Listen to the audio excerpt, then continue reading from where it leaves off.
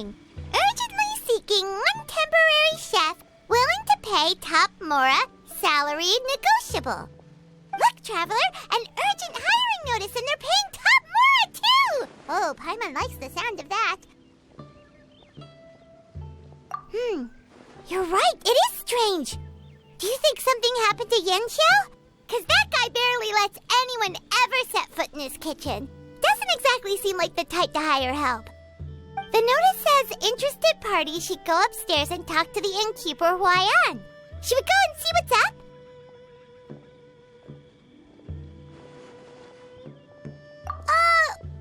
Well, that. And to check up on Yanxiao, of course.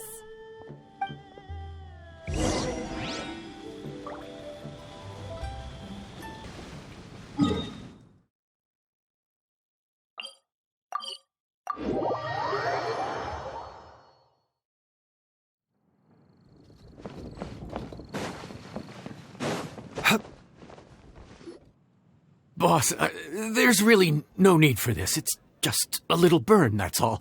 It won't get in the way of my work. Perhaps not, but continuing to work will only hinder your recovery. You need to rest for a few days. We'll figure something out. Huayan! Yanxiao! Oh? Traveler and Paimon! What brings you to this neck of the woods? And we decided to come check up on Yanxiao. I knew we shouldn't have posted that notice. It's really nothing to worry about. I'm fine. I swear. How kind of you. My thanks to you both. And thanks on Yanxiao's behalf, too. There's nothing to be embarrassed about, Yanxiao. Just tell them what happened. Oh, all right. Well, basically, we had a lot of guests pouring in for the lantern rite. Things got busy, I started rushing, and I ended up accidentally burning my hand while plating a dish. Well, you know what they say. Play with fire long enough and you're bound to get burned. Even the best chefs slip up sometimes. Anyway, it's nothing, just a tiny burn. I can still... Now, I don't want you pushing yourself. You'll only make it worse, and then you'll be looking at more than just a couple of days off to recover. But the lantern rite's only just finished, and we're still getting tons of guests. Now's not a good time for me to rest. Plus, lots of the guests are visiting from other nations. We can't just bring in some random chef off the street. We have a reputation to uphold. I refuse to let someone else ruin the good name we've made for ourselves here. Listen to you. Anyone would think that you're the boss and not me. But he's not wrong. Yanxiao was one of the favorites in the Masterful Chefs tournament. No matter how you look at it, his are big boots to fill. I don't mean to boast, but any chef of my caliber probably has their own restaurant to look after. It's not going to be easy to find someone who's got the skills and has the time to help us out. Looks like we might have to increase the pay we're offering even further. Do we know anyone that's a good chef and has the time to help out? Oh, of course, you! Oh, right. Yes. Now I think about it, I do recall hearing good things about your cooking ability. I suppose I'd added you to my mental list of people who can hold their own in a combat situation, but forgot you can cook. Why are you even keeping a mental list of people who can fight? Maybe a story for another time. More importantly, I'm sure Yanxiao would be comfortable leaving his kitchen in your hands, if anyone's. What do you think, Yanxiao? Well, since it's you, I suppose that's better than anyone else. What do you think, Traveler? Should we do it?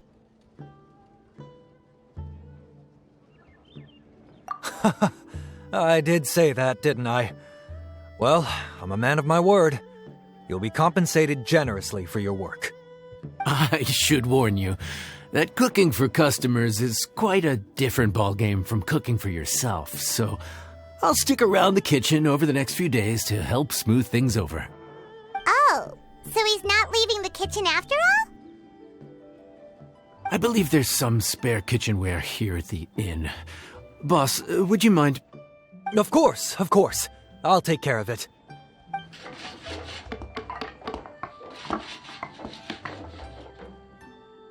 Whew. All done. Come, take a look. This was made with your measurements in mind. It's nothing. A little handicraft and elbow grease goes a long way. All right, Yanxiao. I'll leave you to take it from here. You really went to all the trouble of building a new stovetop? What was wrong with the original? Boy, you really hate when people touch your stuff, huh? No, it's nothing like that. As Boss always says, hire who you trust and trust who you hire. I just thought the original setup might be a little, tall for you.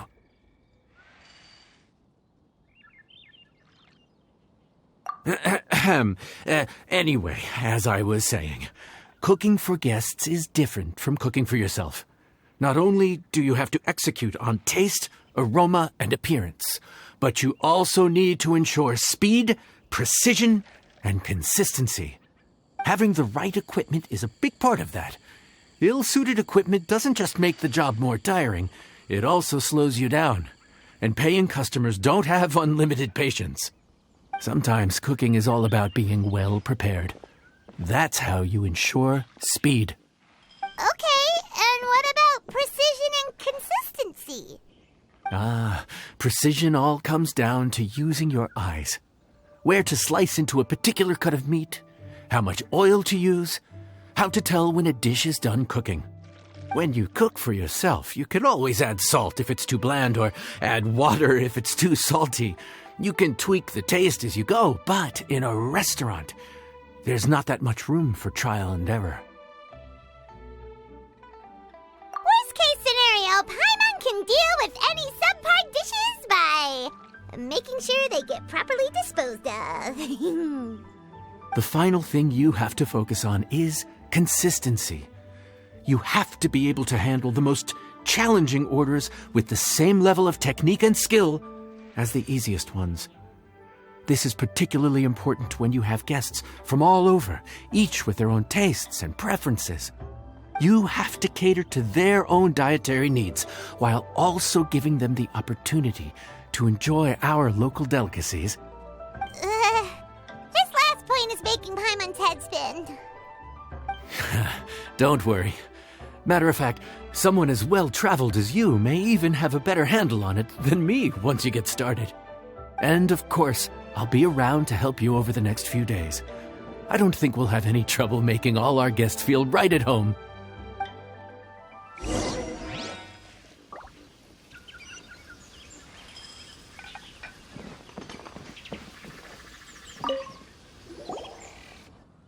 There's no time to lose, so let's get started. I imagine you probably have a good handle on the cooking side of things already. What you need to pay attention to is remembering each table's order. Try not to get them mixed up. Oh, Paimon's memory is like a steel trap. This is going to be a cinch.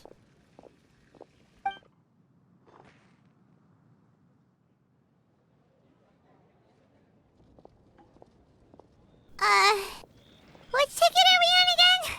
Table 1 was onions, but no chilies. Table 2 was chilies, but no onions. And table 3 was, chilies, but hold the chilies? Was Paimon just sleep floating?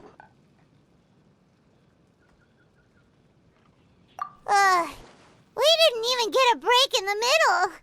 Paimon's brain has turned to mush. Is it always this busy here?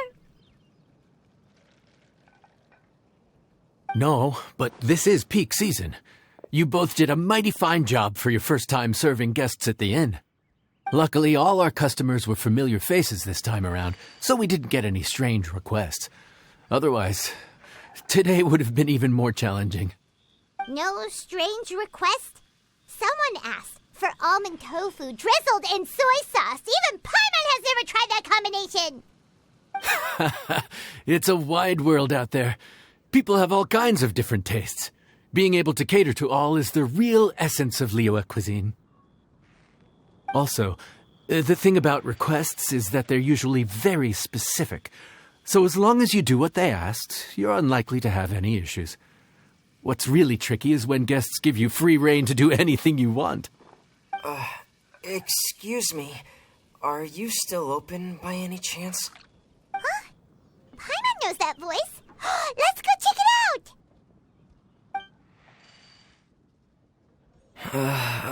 What should we do? It doesn't look like anyone's here. If only we'd gotten here a bit sooner. It's all right. If we start building a campfire now, we'll be eating before too long. Right. Besides, if anyone's to blame, it's Linny. So busy being a greedy culture vulture that he lost track of time. Linny, Lynette, Fremine, it is you! Paimon? So, is the Traveler here?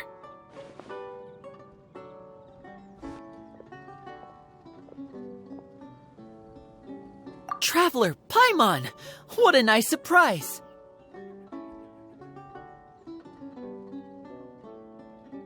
Paimon was gonna say the same thing! We're just lending a helping hand at the inn.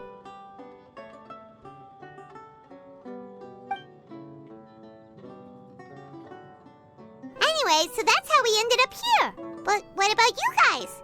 Don't tell us. Father sent you on another mission? No, quite the opposite, actually. We're in Liyue on vacation, and while we're here, I thought a cultural tour might be in order. Father said we deserve some rest after everything that happened recently. Otherwise, it could jeopardize our next mission. It's not every day we get this kind of opportunity. Linny thought it might be fun to spend some time in Liyue, especially since it's Lantern Rite season. We could hardly pass up the opportunity to watch a Liyue-style magic show. Although, I think they call it conjuring here. In our time here, we've seen conjuring tricks incorporated into a Liyue opera show, and even a wushu dance. It was amazing. So, we decided to stay here for a few more days to see what other forms of inspiration this land might have in store for us. We visited Granny Roshin in Chingsa village not long ago, and today we continued our cultural tour in the area around here. In the end, though, we lost track of time. We haven't even eaten anything yet. And speaking of eating, as you know, seafood is a big part of both Liyue and Fontaine cuisine, but it's cooked very differently here. We simply had to try some local seafood after coming all this way. That's another reason why we decided to extend our trip. Oh, need any recommendations? What have you tried so far? That fish one with the misleading name.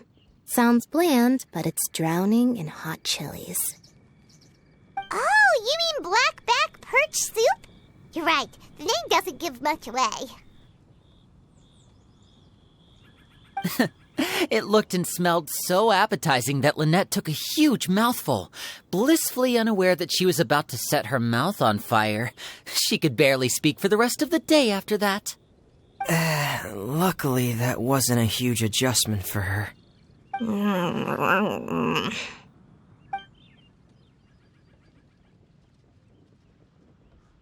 What? Aren't you guys hungry too?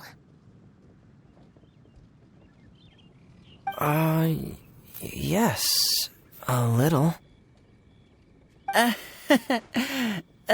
Yes, I'm ready to eat. Traveler, I'm afraid we'll have to send you back to the kitchen now. Good question. I doubt we'll be able to decipher the menu, so why don't you recommend something? You should be pretty familiar with our tastes. One more thing. Please, if you have a heart, don't make it spicy.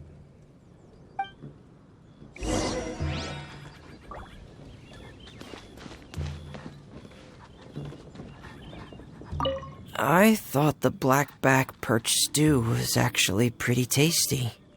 And now that you know it's spicy, you won't be caught off guard, right? Why don't we give it another chance? Once was more than enough.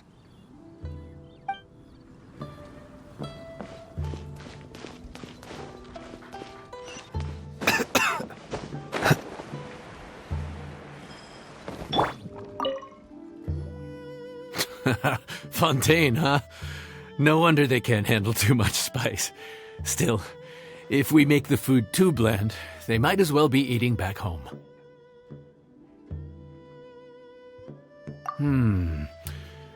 There's this crab and shrimp stir-fry I know that could work.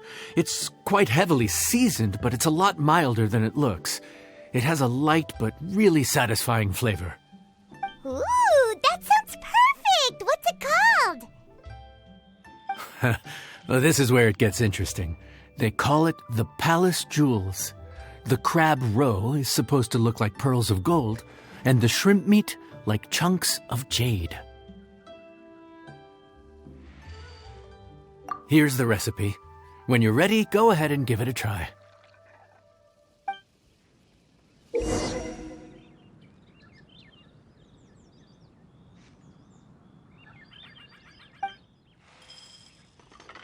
Could it be true? What I've heard?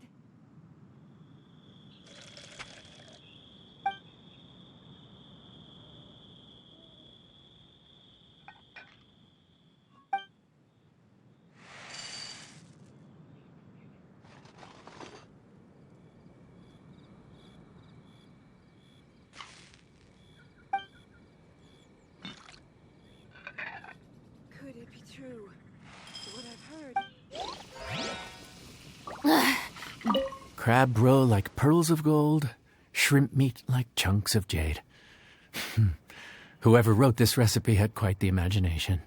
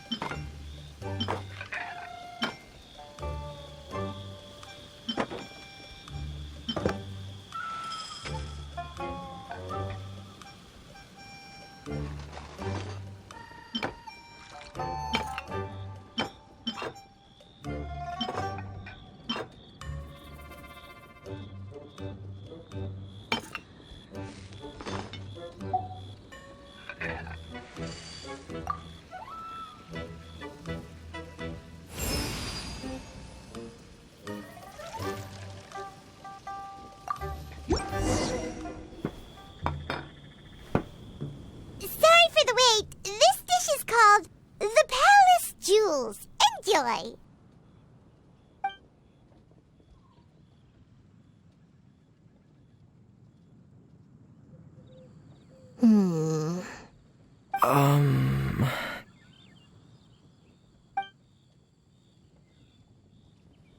Yes, we meant to say, you two must be tired after a long day of work. Do you want to eat with us? Oh, now that you mention it, Paimon is a little hungry.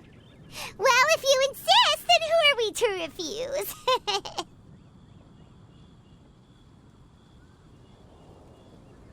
Oh, right, of course. You're still our customers. Why aren't you eating? The sauce looks a little overpowering.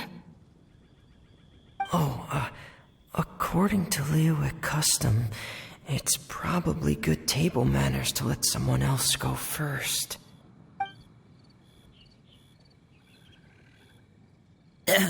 Looks delicious, traveler. I guess I'll dig in first. Here goes. What is it? Do you need some water? No, it's delicious. The flavor is so pure. It's drenched in sauce, but somehow it just enhances the natural flavor of the seafood. Try it for yourselves. All right.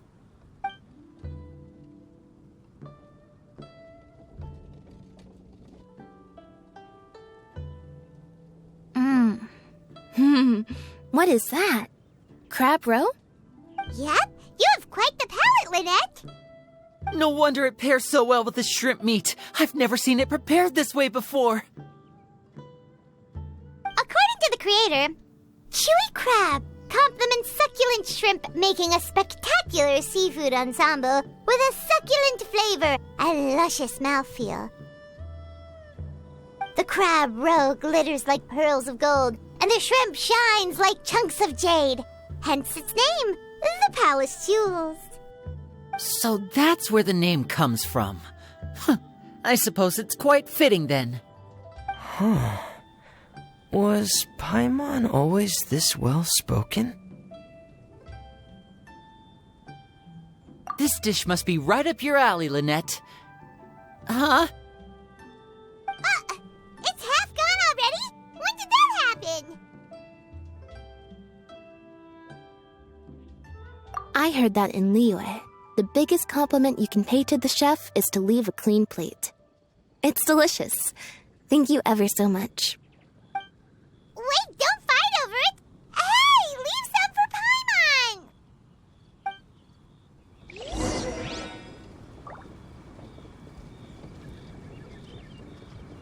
Paimon! I think I'm finally getting the hang of chopsticks.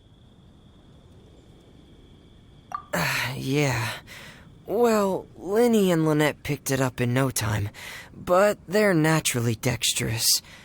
Unlike me, it's taken me a lot longer, but I'm slowly getting there. Speaking of chopsticks, in one of the shows we've seen here, someone performed a conjuring trick using a bowl and chopsticks. So, if I want to be a good magician's assistant, I need to keep practicing.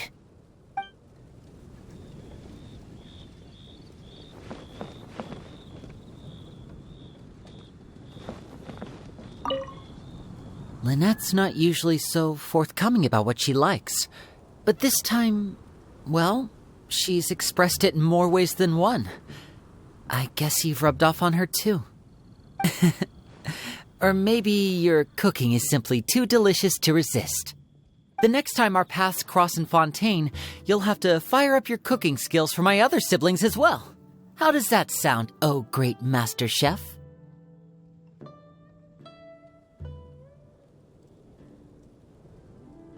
Oh yeah?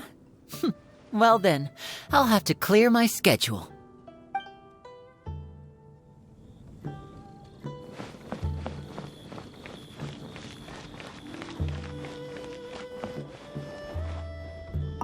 Calorie surplus detected. Digestion mode engaged. Yeah, Well, Linny and I are usually careful about what we eat because we have to stay in performance shape. That, plus it's generally bad manners to overindulge at the dinner table. But once in a while, it's nice to treat yourself in the company of family. Besides, if I'd waited until my brothers were finished trying to out-polite each other, the food would have gone cold.